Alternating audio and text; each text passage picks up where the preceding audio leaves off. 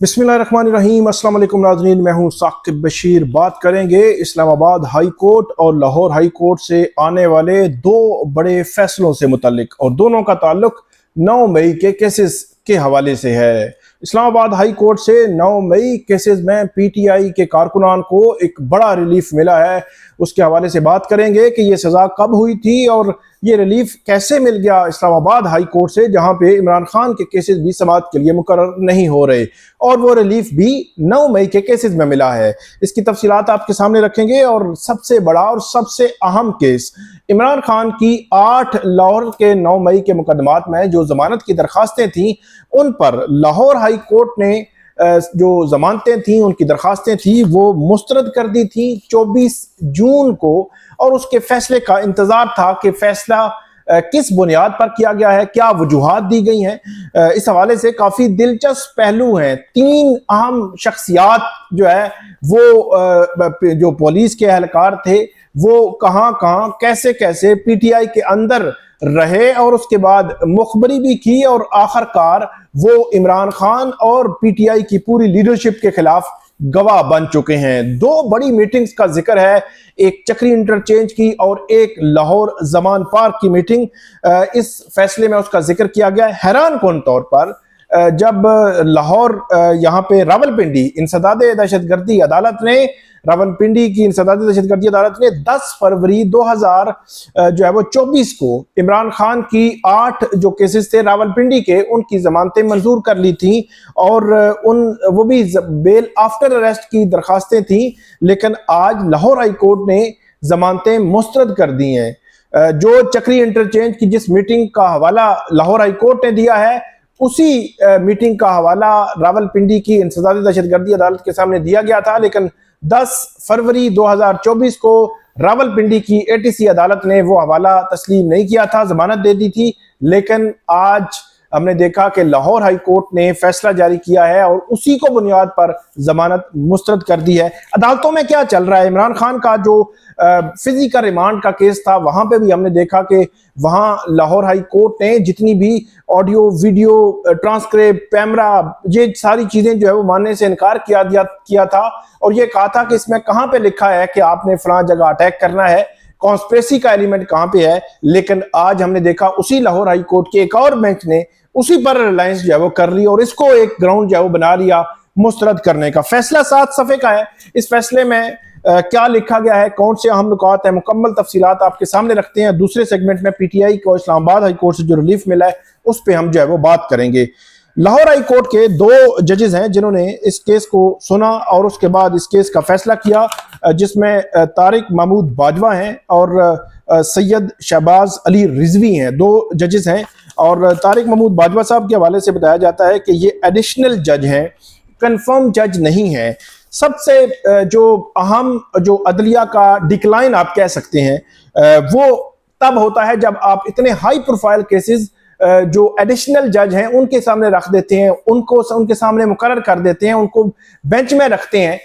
Additional जज जो है वो 1 साल के लिए होता है, और उसके बाद उसकी कारकर्दगी की जांच पड़ताल होती है, और उसके बाद उसका फैसला होना होता है। और जुडिशल कमीशन ऑफ पाकिस्तान में इस वक्त हुकूमत की अक्सरियत है। इसका मतलब ये हुआ कि एडिशनल जज पूरा साल, कहीं ऐसा ना हो, हम जो है वो अज्यूम कर रहे हैं, कहीं ऐसा ना हो कोई भी एडिशनल जज XYZ कोई भी किसी भी हाई कोर्ट का, तो वो एडिशनल जज जो है वो अगर जो हुकूमत है उसके खिलाफ अगर वोट देगा, कोई फैसला देगा, कोई डायरेक्शन देगा, कोई ऑर्डर पास करेगा, तो उसका असर उस पर भी आ सकता है। तो इस डर से कहीं वो जो है वो फैसले इंसाफ से हट कर ना करना शुरू कर दे, इसलिए जो एडिशनल जज हैं उनको इतने हाई प्रोफाइल केसेस में मेरा ख्याल ये है कि नहीं रखना चाहिए। बहरहाल उनका फैसला है, वो फैसला आपके सामने पढ़ते हैं। इसमें 7 सफ़ात का ये फैसला है। इसमें अदालत ने ये लिखा है कि ये 8 लाहौर के जो मुकदमात हैं, उन मुकदमात में ये फैसला जो है वो दिया गया है, और इसकी शुरुआत ही इससे हुई कि लाहौर के जो है वो जो तनसीबात थी, वहाँ की प्रॉपर्टीज थी, उनको अटैक किया गया, वहाँ की जो मुख्तलिफ जो लोगों की हलाकतें हुई। इसके अलावा जिना हाउस उसका यह कहा गया है कि जिन्ना हाउस पर भी अटैक किया गया। और उसके बाद लाहौर हाई कोर्ट ये कहती है कि जो असमत कमाल इंस्पेक्टर हैं, उनकी एक स्टेटमेंट है, ये सिक्योरिटी ब्रांच रावलपिंडी के हैं। उन्होंने 20 सितंबर 2023 को ये स्टेटमेंट जो है वो इस हवाले से दी थी। और ये तफ्तीशी अफसर जो हैं लाहौर के मुकदमा के, उन्होंने ये स्टेटमेंट जो है उनकी रिकॉर्ड की थी। इससे कबल 18 मई 2023 को उनको बतौर गवाह जो है वो इस केस में बनाया गया था। उस जो विटनेस हैं असमत कमाल, उनका जो स्टेटमेंट है उसको यहाँ पे जिक्र किया गया है, उसकी रिप्रोड्यूस कर दिया गया है कि उनका स्टेटमेंट है क्या, उसके क्या असरात हैं, वो कहते क्या हैं। वो स्टेटमेंट मैं पढ़ देता हूँ आपके सामने। ये पहली दफा यह है कि उसका स्टेटमेंट जो है बाकायदा तौर पर सामने आया है। असमत कमाल ये कहती हैं कि मैं सिक्योरिटी ब्रांच रावलपिंडी में बतौर इंचार्ज तैनात हूँ, जो आज मोरखा, वो कहते हैं कि 20 सितंबर 2023 को इंस्पेक्टर साहब के पास, इंस्पेक्टर साहब के पास, जो इंस्पेक्टर जो है उनसे, ये सर्वर इंस्पेक्टर हैं, इंचार्ज इन्वेस्टिगेशन थाना लाहौर, सर्वे रोड लाहौर, वहाँ के, वो कहते हैं कि उन्वाने बाला मैं शामिल तफ्तीश हुआ हूँ और मोरखा 4 मई 2023 को, मतलब 9 मई से पहले को, दौरान ड्यूटी मुझे खुफिया जराये से इतला मिली कि खताना चक्री रावलपिंडी की हदूद में मोटरवे रेस्ट एरिया चक्री में मनजानिब इस्लामाबाद पर चेयरमैन तहरीक इंसाफ इमरान खान नियाजी ने खुफिया मीटिंग मुनक्किद करनी है, जिस पर मैं भी तहरीक इंसाफ के कारकुन के बेस में मीटिंग में शामिल हुआ। मीटिंग चक्री के रेस्ट एरिया में रोज होटल के हाल में 12:30 से लेकर 2 बजे तक रही। मीटिंग में सदाकत अब्बासी, उमर तरवीर भट्ट, राजा बशारत, वासक क़य्यूम, कर्नल अजमल साबर, शिबली फराज, मुसरत जमशेद चीमा, शेख राशिद शफीक, इजाज खान अजाजी, राशिद हफीज, तैमूर मसूद, कर्नल शबीर, मेजर अल्ताफ सत्ती, कासम सत्ती, जावेद कौसर, चौधरी साजिद महमूद व दीगर मकामी क़यादत जो है वो मौजूद थी। और जो इसमें बजरिया जूम में भी कुछ लोग जो है वो इसमें शरीक थे। सबसे हैरान कुन और सबसे इंपॉर्टेंट बात यह है कि इस मीटिंग के अगले अल्फाज में आपके सामने पढ़ूंगा। ये अल्फाज वो कह रहे थे कि आपने GH के ऊपर भी हमला करना है, ये अलज किया गया है इस बयान में। और ये साहब जो है ये कह रहे हैं कि मैं PTI का कारकुन बनकर वहां शरीक हो गया कि जनाब ये मैं भी जनाब वहां पे PTI का ही हूं और वहां पे शिरकत कर ली। और फयाजुल हसन चौहान साहब का नाम इसमें नहीं है, ये भी आप जेहन में रखें इस बयान में। फयाजुल हसन चौहान साहब ने बात में प्रेस कॉन्फ्रेंस भी की, PTI के खिलाफ वो बात भी करते हैं। अच्छा, आगे चलकर ये बयान में कह रहे हैं कि इमरान खान चेयरमैन PTI ने जुमला शुरका मीटिंग को हुक्म दिया कि मोरखा 6 मई को रावलपिंडी में एक रैली मरीड चौक से कचहरी चौक तक निकाली जाएगी और कचहरी चौक तो हर तरफ से ब्लॉक कर दिया जाएगा, क्योंकि कचहरी चौक से GH तकरीबन 5 मिनट के फासले पर है। कचहरी चौक से आर्मी हाउस और 10 कोर के रास्ते जाते हैं। कचहरी चौक में आर्मी ऑफिसर्स की गुजरगाह है।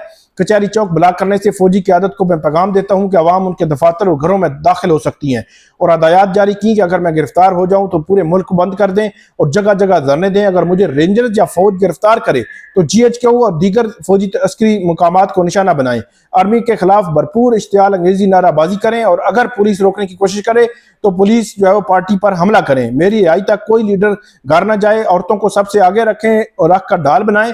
अगर कोई लीडर पकड़ा जाए तो मेरा नाम हरगिज नहीं लेगा, और जो लीडर मेरे लिए फौज और पुलिस से जब वो इस लड़ेगा वो मेरी कबीना का रुकन होगा, मेरा हीरो होगा। इसके बाद चेयरमैन PTI हमरा शुरका मीटिंग लीडरान उनके साथ इस्लामाबाद रवाना हो गए। मैं वहां से फरागत थाना गया चक्री और उसके बाद रपट दर्ज करवाई। और वो कहते हैं कि अदालत आगे जाकर लिखती है कि वो रपट जो है वो चक्री में 45 मिनट के अंदर अंदर जो है वो इन्होंने दर्ज करवा दी थी, और उसका कोई हवाला भी दिया गया है कि 4 मई 2023 को ये रपट दर्ज करा दी गई थी, जिससे पता चलता है कि मालूमात उसी वक्त ये रिकॉर्ड पे ले आए थे। मीटिंग के 45 मिनट के अंदर अंदर ये इन्होंने जो है वो रपट लिखी थी, और ये बादियों नजर में उन्होंने अदालत ने इस एविडेंस को कबूल किया है। हालांकि इसका भी डिटरमिन होना है, इस पे एक जरा होनी है, सारी चीजें होनी है, लेकिन लाहौर हाई कोर्ट ने इससे कबल ही इसको जो है वो मान लिया है। उसके बाद आगे चलकर एक शख्सियत तो ये होगी, 2 और शख्सियत का जिक्र यहाँ पे आता है। अदालत ये कहती है कि हसन अफजल एक ASI हैं और एक खालिद हैं हेड कांस्टेबल। उन्होंने भी लाहौर में एक जो है वो मीटिंग इसी तरह की अटेंड की, और उस मीटिंग में जाकर जो उन्होंने जो कुछ देखा उसके बाद जो है उन्होंने रिपोर्ट किया, और 4 जून को उन्होंने बयान रिकॉर्ड कराया। कहते हैं कि शादबान पुलिस स्टेशन और रिकॉर्ड से पता चलता है कि इन दोनों गवाहों ने 10 मई को ये मालूमात जो है मुतलका पुलिस स्टेशन या मुतलका बंदे को दे दी थी, और इसको भी बादियों नजर में उन्होंने माना है। जो लाहौर हाई कोर्ट है वो इसको मान रही है। अच्छा, इनका बयान भी तकरीबन उससे मिलता जुलता ही है। और इसमें एक दो चीज़ें अहम है, वो मैं आपको पढ़ देता हूँ। इसमें ये कहते हैं कि मैं जब वो मेरा नाम फलां है और मैं बेस बदल कर आम जब वो वहाँ पे ड्यूटी पर मामूर होता था। इससे पहले भी महकमा खुफिया तौर पर हम दोनों की ड्यूटी जमान पार्क इमरान खान की रिहाइश पर लगाता रहा। इसी वजह से अपना एतमाद और PTI के रहनुमाओं कारकुनान में कायम कर चुके थे। हम उनके पक्के कारकुनान हैं। मोरखा 7 मई 2023 को इमरान खान ने अपनी सीनियर क़यादत के साथ मीटिंग की। 5:15 पे से 6 बजे तक मीटिंग हुई। डॉक्टर यास्मीन राशिद, हमाद अजहर, फरख हबीब, जमशेद इकबाल चीमा, मुसरत चीमा और बाकी काफ़ी लोगों के नाम लिखे हैं कि उन्होंने शिरकत की। और वही बातें जो है वो तकरीबन की यास्मीन राशिद क़यादत करेंगी। फिर हसान न्याजी, और उनका जिक्र किया है कि आपने मिलिट्री तनसीबात, जब सरकारी तनसीबात का घराव करना है। और उसके बाद हदायत वो जारी करते रहे कि जो अस्करी तनसीबात और सरकारी तनसीबात का जलाओ घराव, इस पर मैडम जो यास्मीन राशिद है उन्होंने कहा, खान साहब आप बेफिक्र हो जाएं, हम आपकी हर उम्मीद पर पूरा उतरेंगे। और पंजाब के तमाम आला अहदेदारान को ये कहा गया कि ये पैगाम जो है वो दे दें। ये उन्होंने बयान दिया है। 2 लाहौर के जो पुलिस एहलकार है, 1 रावलपिंडी का, 3 शख्सियात हैं, इन्होंने ये पैगाम दिए हैं। बहरहाल अदालत ने इनको जवाब माना है इस स्टेज पे। अभी हालांकि डिटरमिन होना है कि ये जो मामला उसमें ये तय हो गया है कि ये दुरुस्त हैं और जो कुछ कह रहे हैं ये दुरुस्त कह रहे हैं। आगे चलकर अदालत ये कहती है कि ये जो बादियों नज़र में जो कॉन्स्पिरेसी है और जो अबेटमेंट है उसके इल्ज़ामात जो है वो सरजद हुए हैं। और उसमें 4 मई 2023 की चक्री इंटरचेंज की मीटिंग, 7 मई 2023 की जमान पार्क की मीटिंग और 9 मई 2023 की जमान पार्क से निकलते हुए इमरान खान साहब के हवाले से जो एट्रीब्यूट किया गया कि उन्होंने ये डॉक्टर यास्मीन राशिद को हदायत दी, उन हदायत का इसमें जिक्र किया गया है। और उसको अदालत ने माना है कि ये बादियों नज़र में ये जुर्म जो है इनकी इन हदायत के बाद सरजद हुए हैं। और उसके बाद ये कहते हैं कि ये हमें बताया गया कि इमरान खान जो है वो 2 साल से जेल में है। तो उन्होंने कहा कि हमने रिकॉर्ड देखा तो रिकॉर्ड से ये जाहिर हुआ कि इमरान खान जो है वो 9 जुलाई 2024 तक जो है वो बुरी जमानत पर थे और 14 जुलाई तक उनकी गिरफ्तारी नहीं हुई थी। मतलब 14 जुलाई 2024 को उनकी गिरफ्तारी हुई। तो अदालत ये कह रही है कि ये पीरियड जो है वो 1 साल से भी कम का बनता है। और सुप्रीम कोर्ट ने इस केस में हुक्म दे रखा है कि 4 माह में ट्रायल मुकम्मल किया जाए और वो अगस्त का मिड बनता है, मतलब अगस्त के मिड तक ये ट्रायल मुकम्मल होने हैं। और अदालत ये कहती है कि तस्लीम शुदा है कि इस वक्त ट्रायल कोर्ट जो है वो तेजी से ट्रायल जो है वो आगे बढ़ा रही है। और इमरान खान के जो अलकादर केस है उसमें भी सजा के हवाले से अदालत ने जिक्र किया है कि उनको सजा जो है वो हो चुकी है। और इसमें अदालत ये कहती है कि इसका जो जायजा है वो तो लिया जा रहा है, लेकिन जो अल्फाज इमरान खान से मंसूब किए गए हैं उन बयानात में जो पुलिस के एहलकार हैं उससे नाकाबिल तलाफी नुकसान भी हुआ है और लोगों की जानें भी गई हैं, प्रॉपर्टीज तनसीबात का नुकसान भी हुआ है। और तमाम मुल्ज़मान के जो लीडर हैं उनका केस बाकी मुल्ज़मान से अलग है जिनकी जमानतें मुख्तलिफ अदालतों से हुई हैं। इसके अलावा प्रोसिक्यूशन ने ऑडियो, वीडियो, ट्रांसक्रिप्ट, पैमरा, उनके जो फ्रांसिक्स हैं वो होने हैं तो वो भी पेश किए हैं। सबसे बड़ी, सबसे अहम बात कि फ्रांसिक जो पॉलीग्राफिक टेस्ट था, फोटोग्रामेट्री टेस्ट था, वॉइस मैचिंग टेस्ट था, वो करवाने के लिए अदालत ने जो इंसदाद दहशतगर्दी अदालत ने सुप्रीम कोर्ट की हदायत के बाद कहा था कि इमरान खान साहब जो है वो ये टेस्ट करवाएं, लेकिन उन्होंने नहीं करवाया। तो इसके बाद नजर में इमरान खान जो है वो इस प्रोसेस को रोक रहे हैं जो इन्वेस्टिगेशन के लिए आगे बढ़ाने के लिए किया जाता है और टाल मटोल का मुजाहरा कर रहे हैं। तो 4-5 मजमूई तौर पर जो एलिमेंट्स थे जो इमरान खान की इन जमानत मुस्तरद करने के लिए लाहौर हाई कोर्ट ने इस्तेमाल किए हैं और उसके बाद जमानत जो है वो मुस्तरद कर दी गई है। हालांकि रावलपिंडी की इंसदाद दहशतगर्दी अदालत और जो लाहौर की अदालत है, लाहौर हाई कोर्ट है, जब इमरान खान का जो फिजिकल रिमांड था उस वक्त उनको मुस्तरद कर चुकी है। इन तमाम गवाहों के बयानात, उन सारे मामलात को जो है वो मुस्तरद कर चुकी है। लेकिन इसके बावजूद लाहौर हाई कोर्ट के इस बेंच ने इसको तकरीबन जो थोड़ा सा मुख्तलिफ अंदाज में देखा है, मुख्तलिफ अंदाज में इसको हैंडल किया है और उसके बाद अब जो है वो फैसला जो है वो दिया गया है। अब आते हैं हम इस्लामाबाद हाई कोर्ट के जो केस के हवाले से। जो 9 मई का केस था, यहाँ पे 30 मई को जो इंसदाद दहशतगर्दी अदालत के जज हैं ताहिर अब्बास सपरा, उन्होंने ये फैसला दिया था और उस फैसले के हवाले से आज अपील इस्लामाबाद हाई कोर्ट में सुनी गई। मेरे साथ मौजूद हैं सीनियर सहाफ़ी हैं, कोर्ट रिपोर्टर हैं, बड़ी गहरी नज़र रखते हैं इन तमाम केसेस के मुख्तलिफ एस्पेक्ट्स पर, एहतशाम कियानी साहब। उनसे हम पूछेंगे कि आज इस्लामाबाद हाई कोर्ट में PTI के टोटल तो 11 जो मुल्ज़मान थे जिनको सजाएं हुई थी, 10-10 साल की कैद की सजा हुई थी कि उन्होंने थाना रमना जो है जलाया है यहाँ पे इस्लामाबाद का 10 मई को 2023 को, लेकिन उनमें से 4 जो है वो गिरफ्तार हुए थे, जेल में थे। उनकी अपीलें इस्लामाबाद हाई कोर्ट में आई थी और आज इस्लामाबाद हाई कोर्ट के 2 रुकनी बेंच ने वो अपीलें सुनी है। तो उसकी रुदात जो है वो सुनते हैं एहतशाम कियानी साहब से कि कियानी साहब, क्या हुआ कि 30 मई को सजा हुई और आज 2 या 3 जुलाई है और आज सजाएं जो है वो बरी भी हो गए चारों पीटीआई के कारकुनान? बहुत शुक्रिया साकिब बशीर साहब। अंदाज़ा लगा लें इससे आपके 1 महीना वो सज़ा बरकरार नहीं रह सकी। दीगर केसेस में तो हम ये देखते हैं कि ज़मानत पे सज़ा मुअत्तल करके ज़मानत पे रिहा कर दिया जी, वो तो कोर्ट रिलीफ दे देती है कि जब तक अल्टीमेटली अपील डिसाइड नहीं होती। यहाँ अपील डिसाइड हो गई है, बरी कर दिया है उन जज साहब जिन्होंने इनको सजा सुनाई थी। अब उन वो मतलब अब वो क्या पोजीशन होगी, क्या पोजीशन, क्या स्टांस होगा कि उन्होंने 4 लोगों को 10-10 साल की सजा सुना दी। इल्जाम क्या था वैसे? इल्जाम बड़ा दिलचस्प था, वो तो पूरी डिटेल आपको बताता हूं, लेकिन सिर्फ इमेजिन करें कि 4 लोगों को उन्होंने उसकी असेसमेंट की कि ये एविडेंस इनके खिलाफ मौजूद है, इन पर बाकायदा तौर पर कोर्ट ये डिटरमिन करती है कि इन पे जो एलिगेशंस थे वो प्रूव हो गए हैं, साबित हो गए हैं, तो उसके बाद अब इनको सजा सुनानी है। सजा क्या सुनानी है? एक सेक्शन के तहत 780 के तहत 10 साल की सजा सुनाई है। इक़दाम कत्ल में 324 जो है उसमें 5 साल की है। इसी तरह 4 साल 3 साल, वो मतलब कोई 27 साल सजा बनती है जी। इतना हीनियस क्राइम उन्होंने किया था कि जज साहब ने 27 साल की सजा सुनाई और वो 27 साल की सजा आज पहली समात, नोटिस के बाद ये पहली समात थी, पहली समात में कंक्लूड हो गई। 10 मिनट के आर्गुमेंट से एक वकील साहब के बाबर अवान साहब ने थोड़ा ज्यादा टाइम दिया, मतलब 1 घंटा कर लें कि 1 घंटे में उन्होंने आर्ग्यू किया, प्रोसिक्यूशन से सवाल पूछा तो ऐसे देख रहे हैं जी, कुछ भी नहीं है। अच्छा, प्रोसिक्यूशन के पास कुछ भी नहीं है। अब आ जाते हैं इल्जामात पे। इल्जाम ये था जी कि ये पीटीआई के लोग हैं और इन्होंने 9 मई को इस्लामाबाद के थाना रमना पर हमला किया, अटैक किया। रियासत का इदारा था, उस इदारे पर हमला करके इन्होंने दहशतगर्दी फैलाई और वहां पर फायरिंग की।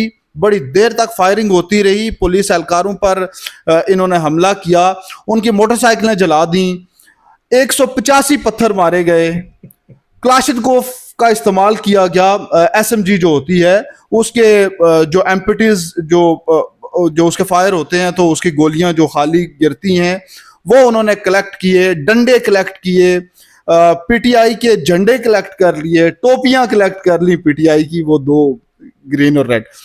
तो ये सारा इल्जाम था जी। तो 4 लोग जो कि कोर्ट में आए, जिन्होंने अपील दायर की, सरेंडर किया था पहले, उस फैसले के बाद उन्होंने कहा जी ठीक है फैसला दे दिया, जेल में करते हैं, जेल चले जाते हैं। अब उसके बाद जब उनकी अपील आई तो उनके वकला ने कहा कि आप ये देख लें कि 10-10, 11-11 इन्होंने गवाह लिखे हुए हैं और उनमें से एक जो कन्विक्टेड पर्सन था उसको एक बंदे ने उसकी शिनाख्त की हुई है, एक ने शिनाख्त की और कोर्ट में जो उसका स्टेटमेंट है उसमें वो नहीं है, किसी और के नाम को उसके साथ मंसूब। अब शाहजेब नाम था उस बंदे का, जो भी है देखा नहीं। अब शाहजेब को अज्यूम ये किया गया कि ये जिशान है। अच्छा, और उसमें उसको 10 साल 27 साल सजा सुना दी। अच्छा, वो कोर्ट भी हैरान है। 2 जजेस हैं, जस्टिस खादिम सुमरो, जस्टिस आजम खान।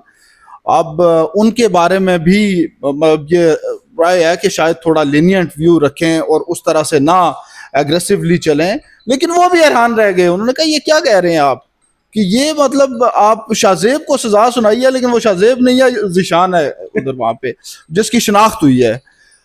फिर आ जाते हैं वहां, उसमें है अकरम है, एक मीरा खान है और एक सोहेल है।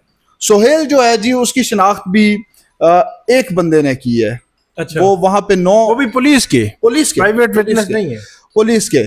तो वो भी शिनाख्त जो है वो कोर्ट के सामने जब जाता है तो वहां पे भी वो उस तरह से नहीं रहता। वो जो शिनाख्त परेड का रिकॉर्ड है उसमें चीजें हैं, पुलिस जो कोर्ट में स्टेटमेंट है उसमें नहीं है। अगले 2 पे जाते हैं जी। अगले 2 की शिनाख्त हो गई जी। वो प्रोसिक्यूटर साहब ने बताया कि एक को 5 लोगों ने शिनाख्त किया है। उनसे क्या बरामदगी क्या हुई है जी? पीटीआई का झंडा, झंडे में डंडा भी था जी। अच्छा, अब वो डंडा बरामद हो गया जी।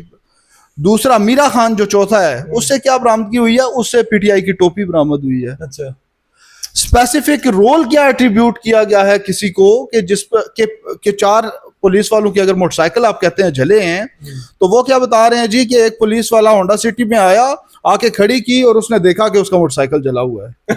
उसे बताया गया कि हमला हुआ है और तुम्हारा मोटरसाइकिल जल गया है। मोटरसाइकिल किसका था, कौन सा मोटरसाइकिल था, उसकी नंबर, उसकी क्या है, वो बुक कहाँ पे है, उसकी रजिस्ट्रेशन कोई चीज वो रिकॉर्ड पे आई है, नहीं आई। 4 मोटरसाइकिलें थी, अगर मोटरसाइकिल थी फर्ज करें, कोई कहता है कि मेरी मोटर, आप कहते हैं जी मेरी मोटरसाइकिल जल गई, तो आपने उसकी आइडेंटिटी शो करना है ना कि ये मेरी मलकियत है, मेरी ऑक्यूपेशन में है। तो कुछ भी नहीं है, आइडेंटिटी कोई नहीं है चारों की। आगे चलें, कहते हैं जी 185 पत्थर हमने बरामद कर लिए। किसने मारे, किसको, किसका पत्थर किसको लगा, कोई जख्मी है, जख्मी कोई नहीं है, जख्मी है ही नहीं, जख्मी है ही कोई नहीं, MLR किसी की नहीं है। तो इकदाम कत्ल की दफा के तहत 5 साल की सजा है, सुना दी है जो कोर्ट ने। तो इस तरह की चीजें थी। साकिब बशीर साहब कोर्ट में प्रोसिक्यूटर साहब के साथ थोड़ा सा आज हाथ हो गया है। अच्छा। क्योंकि 426 पे कोर्ट ने कहा कि आप हमें वो जो सजा मुअत्तली की दरखास्त है उस पे असिस्ट करना चाह रहे हैं। तो डॉक्टर बाबर अवान साहब ने कहा जी उस पे जीपी की कोर्ट का एक फैसला है, क्योंकि कोर्ट कह रही थी कि उस पे तो कोई फैसला भी नहीं है। तो उन्होंने कहा मैं उस पर भी असिस्ट करता हूँ, लेकिन मैं चाहता हूँ कि आप अपील सुन लें। उन्होंने आर्ग्यू करना शुरू किया और थोड़ी देर लगाई, उन्होंने अपील पूरी आर्ग्यू कर ली, मेरिट्स पे उन्होंने डिस्कस कर लिया। तो प्रोसिक्यूटर साहब से पूछा जी आप बताएं कि इन पे तो कोई एलिगेशन नहीं है। 2 को वो आर्ग्यू कर रहे थे, 2 को एक और वकील साहब है, उनका नाम मुझे नहीं याद। तो प्रोसिक्यूटर साहब अके बके रह गए। उन्होंने कहा जी नहीं आप तो 426 की हद तक सुन रहे थे, तो वो इनको नहीं दी जा सकती क्योंकि सजा 10 साल है। अच्छा। वो अप टू 5 या 7 ईयर्स, मेरा ख्याल 7 पे भी वो अप्लाई नहीं होती। 7 जिसकी हो जाए उसको वो उसको अपोज करते हैं। तो कोर्ट ने कहा जी कि आपने अगर एतराज करना था तो आप स्टार्ट में एतराज कर लेते, जब उन्होंने आर्ग्यू करना शुरू किया था। आप तो वो आर्ग्यूमेंट्स मुकम्मल कर चुके हैं, आप कह रहे हैं कि मैं आज आर्ग्यू नहीं कर सकता। तो वो बाबर अमान साहब ने कहा कि मैं 2 की हद तक हूँ। फिर दूसरे वकील आए, उन्होंने कहा मैं 10 मिनट लूंगा। 10 नहीं लिए, शायद आधा घंटा लिया, लेकिन उन्होंने कंक्लूड कर लिया। उन्होंने भी ये एस्टैब्लिश कर लिया कि कोई एविडेंस था ही नहीं। एविडेंस के बगैर ये बगैर सबूत के जज साहब ने 27 साल की सजा। बड़ा हैरान कौन है कि इंसदाद दहशतगर्दी अदालत के जज ताहिर अब्बास सपरा साहब हैं, या और भी अदालतों के जज हैं जो ATC की हैं, सेशन कोर्ट्स के हैं, उनको इस किस्म के फैसले करते हुए मेरे ख्याल में देखना चाहिए कि आप 27 साल के लिए, बेशक 10 साल अगर कंकरेंट जो है वो चलनी है, तो 10 साल के लिए किसी को सजा दे रहे हैं, तो 10 साल की सजा किस बुनियाद पर दे रहे हैं, ये तो देखा जाना जरूरी है। जी वो आजम खान साहब फिर बोले, उन्होंने कहा कि थाने में कैमरा लगा होता है CCTV, तो CCTV फुटेज कहाँ पे है? तो वो कैमरा भी तोड़ गए हैं। तो कोर्ट में क्या लग गए बात ही खत्म हो गई। बहरहाल बड़ी मायूस कौन कारकर्दगी प्रोसिक्यूशन की, मायूस कौन कारकर्दगी इस्लामाबाद की इंसदाद दहशतगर्दी अदालत के उस फैसले की, जिस फैसले को बुनियाद बनाकर यहाँ पे लाया गया। और 30 मई को फैसला आया था और आज 2 जुलाई है, 3 जुलाई है, तो 33 दिन हो गए टोटल। तो 33 दिन ये फैसला बरकरार नहीं रह सका। ये मेरा ख्याल है निज़ामे अपील, अभी आप कहें कि 3 हफ्ते भी नहीं हुए, 3 हफ्ते भी नहीं हुए, और प्रोसेस जो है प्रोसेस भी होनी थी। कोर्ट में हेयरिंग 2 हेयरिंग्स हो ही नहीं सकी, पिछले हफ्ते नहीं हो सकी, उससे पिछले हफ्ते नहीं हो सकी। पहली हेयरिंग पे नोटिस हुआ, आज नोटिस के बाद आर्ग्यूमेंट्स की पहली डेट थी और उस पर वो खत्म हो गया। बहुत शुक्रिया इत्शाम कियानी साहब। हम नाजरीन हम आपको मजीद भी अपडेट करेंगे। 2 केसेस थे बड़े अहमियत के हामिल, इनके असरात देखेंगे कि आइंदा जो है वो क्या पड़ेंगे। आप हमें फीडबैक दीजिएगा। अल्लाह हाफिज़।